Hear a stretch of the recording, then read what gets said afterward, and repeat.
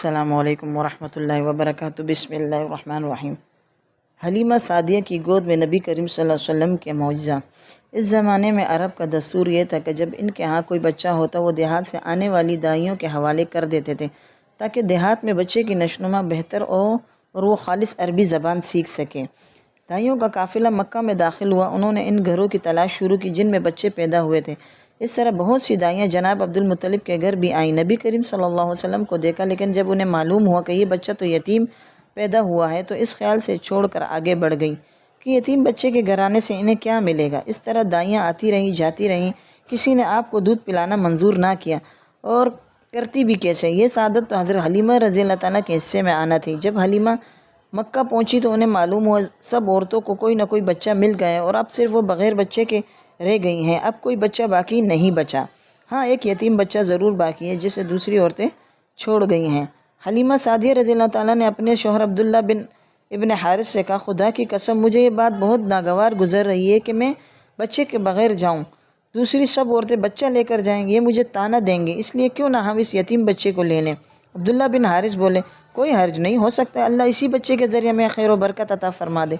چنانچہ حضرت حلیمہ رضی اللہ تعالیٰ عنہا عبد المطلب کے گھر گئیں۔ جناب عبد المطلب اور حضرت آمنہ نے انہیں خوش آمدید کہا۔ پھر آمنہ انہیں اپنے بچے کے پاس لے آئے۔ آپ اس وقت ایک اونی چادر میں لپٹے ہوئے تھے۔ وہ چادر سفید رنگ کی تھی۔ آپ کے نیچے ایک سبز رنگ کا ریشمی کپڑا تھا۔ آپ سیدھے لیٹے ہوئے تھے۔ آپ کی سانس کی آواز کے ساتھ مشک سی خوشبو نکل کر پھیل رہی تھی۔ حلیمہ سعدیہ رضی اللہ تعالیٰ آپ کے حسن و جمال کو دیکھ کر حیرت زدہ رہ گئیں۔ آپ اس وقت سوئے ہوئے تھے۔ انہوں نے جگانا مناسب نہ سمجھا، لیکن جو ہی انہوں نے پیار سے اپنا ہاتھ آپ کے سینے پر رکھا، آپ مسکرا دیے، آنکھیں کھول کر ان کی طرف دیکھنے لگے۔ حضرت حلیمہ سعدیہ رضی اللہ تعالیٰ فرماتی ہیں، میں نے دیکھا آپ کی آنکھوں سے ایک نور نکلا جو آسمان تک پہنچ گیا۔ میں نے آپ کو گود میں اٹھا کر آپ کی دونوں آنکھوں کے درمیان جگہ پیار کیا۔ پھر میں نے آپ کی والدہ اور عبد المطلب سے اجازت چاہی، بچے کے لیے قافلے میں آئی۔ میں نے آپ کو دودھ پلانے کے لیے گود میں لٹایا تو آپ دائیں طرف سے دودھ پینے لگے۔ پہلے میں نے بائیں طرف سے دودھ پلانا چاہا، لیکن آپ نے اس طرف سے دودھ نہ پیا۔ دائیں طرف سے آپ فوراً دودھ پینے لگے۔ بعد میں بھی آپ کی یہی عادت رہی، آپ صرف دائیں طرف سے دودھ پیتے رہے، بائیں طرف سے میرا بچہ دودھ پیتا رہا۔ پھر قافلہ روانہ ہوا۔ حلیمہ سعدیہ رضی اللہ فرماتی ہیں، میں اپنے خچر پر سوار ہوئی، آپ کو ساتھ لے لیا۔ اب جو ہمارا خچر چلا تو اس قدر تیز چلا کہ اس نے پورے قافلے کی سواریوں کو پیچھے چھوڑ دیا۔ سبحان اللہ! پہلے وہ مریل ہونے کی بنا پر سب سے پیچھے رہتا تھا۔ میری خواتین ساتھی حیرانگی سے مخاطب ہوئیں، اے حلیمہ، یہ آج کیا ہو رہا ہے؟ تمہارا خچر اس قدر تیز کیسے چل رہا ہے؟ کیا یہ وہی خچر ہے جس پر تم آئی تھی اور جس کے لیے ایک ایک قدم اٹھانا مشکل تھا؟ جواب میں ان سے کہا، بے شک یہ وہی خچر، اللہ کی قسم اس کا معاملہ عجیب ہے۔ پھر یہ لوگ بنو سعد کے بستی پہنچ گئے۔ ان دونوں یہ علاقہ خشک اور قحط زدہ تھا۔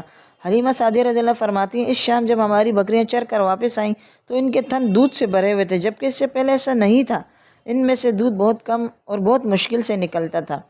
ہم نے اس دن اپنی بکریوں کا دودھ دوہا تو ہمارے سارے برتن بھر گئے، اور ہم نے جان لیا کہ یہ ساری برکت اسی بچے کی وجہ سے ہے۔ آس پاس کی عورتوں میں بھی یہ بات پھیل گئی۔ ان کی بکریاں بدستور بہت کم دودھ دے رہی تھی، غرض ہمارے گھر میں ہر طرف ہر چیز میں برکت نظر آنے لگی۔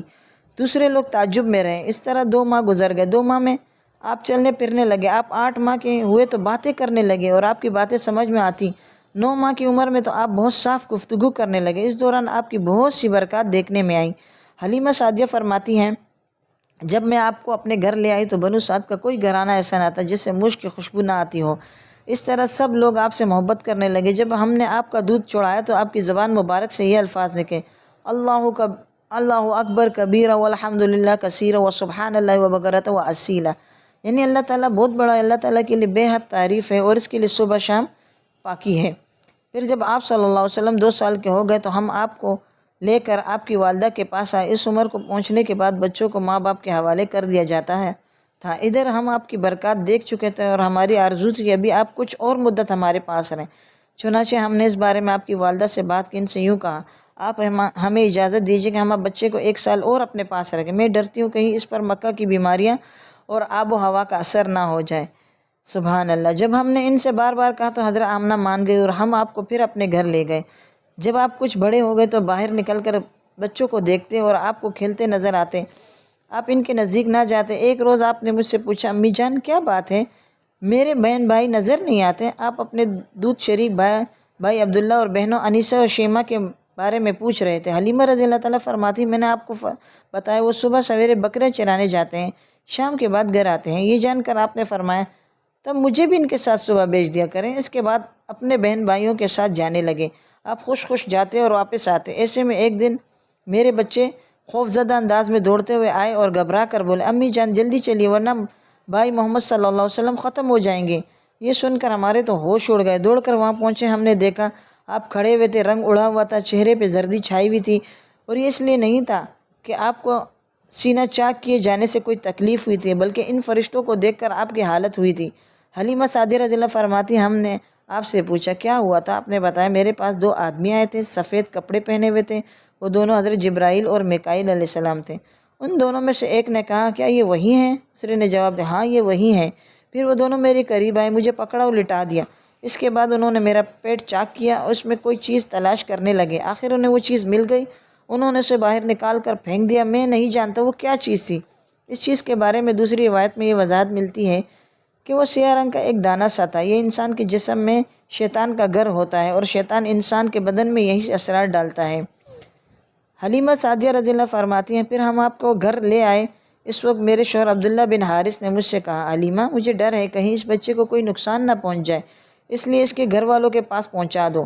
میں نے کہا ٹھیک ہے۔ پھر ہم آپ کو لے کر مکہ کی طرف روانہ ہوئے۔ جب میں مکہ کے بالائی کے علاقے میں پہنچی تو آپ اچانک غائب ہو گئے۔ میں ہوا سے باختہ ہو گئی۔ چنانچہ ہم نے اس بارے میں آپ کی والدہ سے بات کی، ان سے یوں کہا آپ ہمیں اجازت دیجیے ہم بچے کو 1 سال اپنے پاس رکھیں، میں ڈرتی ہوں کہ اس پر مکہ کی بیماریوں کا اثر نہ ہو جائے۔